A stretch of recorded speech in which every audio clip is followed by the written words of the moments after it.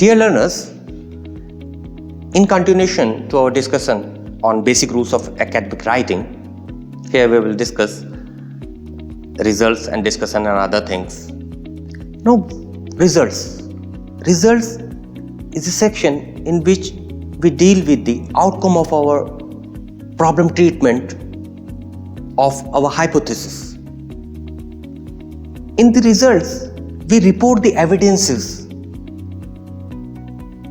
which were found out after the problem treatment. These evidences should be presented in a very logical, sequential manner so that to match with our objectives. The reader should be guided to these findings by using the text of the results along with a judicious use of tables and illustrations, or you can say infographics. State the results without any bias. Don't exaggerate the results. Don't be afraid of reporting negative results. Report any paradox if you have. Use good statistics to show the results. Don't repeat the text in figure or table or vice versa. Cite the table or figure in the text. Make the table and figure self-explanatory with suitable legends or footnotes. Equations and special characters should be given due attention because sometimes in formatting they may get changed, so they need a good attention. Now moving to the discussion. Here we try to answer how was the outcome of problem treatment correlated and or contradicted with the previous studies. Discussion may be separate section or joined with the results in as a results and discussion section. It depends on the journal's requirement. Take the results one by one and discuss them. Discuss the results in light of the existing knowledge. Be critical. Don't be biased. Discuss the results with clarity and reader friendliness. Use the references freely to support discussion. Here, the choice of reference is also vital. We will discuss it in further modules also. Conclusion. Here we conclude our study, the outcome in concise manner. The conclusion should not just be copied from abstract. Give future directions also. In the acknowledgements, we try to answer who helped you and who supported you but not eligible to be author on merit. Acknowledge only to project grants, gift samples, analytical or other service providers, logistic support, etc. Do not use this section for greasing. No? Do not acknowledge senior authors or direct stakeholders like department, principal, head, etc. As far as the references is concerned, you should strictly stick to the uniform formatting or guidelines prescribed by the journal. Don't unnecessarily increase the references.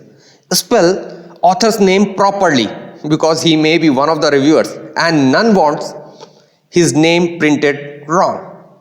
Don't miss the pioneer, most important and most relevant study for your work.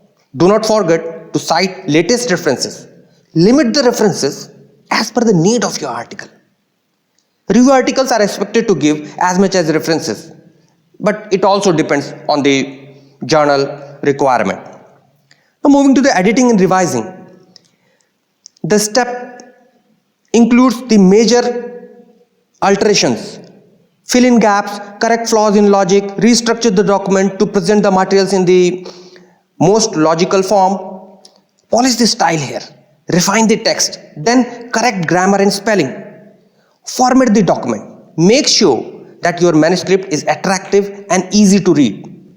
It is important to do the task in the stated order. Otherwise, you may find yourself spending a lot of time revising materials that you later delete. Now moving to self-revision by the authors. Revision of your writing is an ongoing process from the time you begin until the final copy is submitted. A strategy that works for many people is to write out an initial draft in total without substantial revisions and then let it sit for a day. Come back to it, then again begin revising your paper as per the various perspectives required to specific points and specific sections of the manuscript, and again revise it. Don't the draft should be revised in multiple times. Don't revise it just for you cannot rely upon single revision. Get feedback on your manuscript and then revise your manuscript again. Getting feedback is one of the most important things that you can do to improve your article. First, be sure your co-authors have had a chance to read and comment on the draft. Then when it is ready, give the manuscript to some colleagues, indicate what you want from them, what kind of comments you want, and then after you get their comments, revise your manuscript to address their concerns.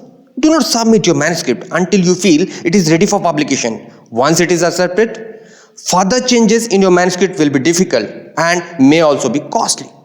As far as the final revision is concerned, if possible, have your reviewer examine the paper again one last time.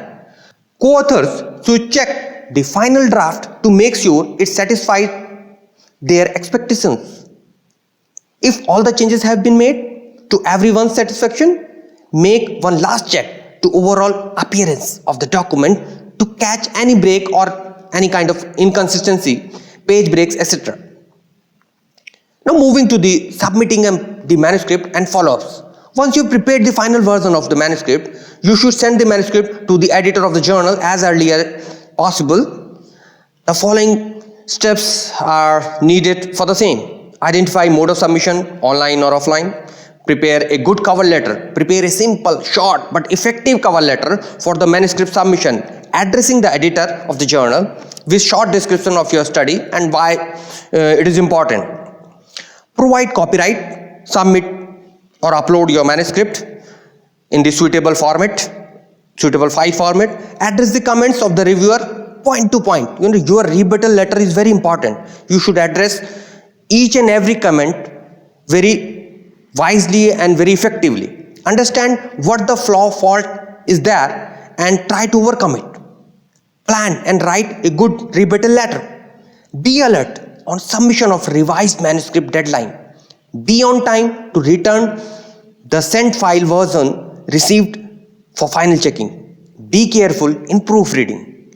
Once more, check typo errors, consistency of text, tables and figures in final PDF version. So dear learners, in this module, we discussed the basic rules of academic writing.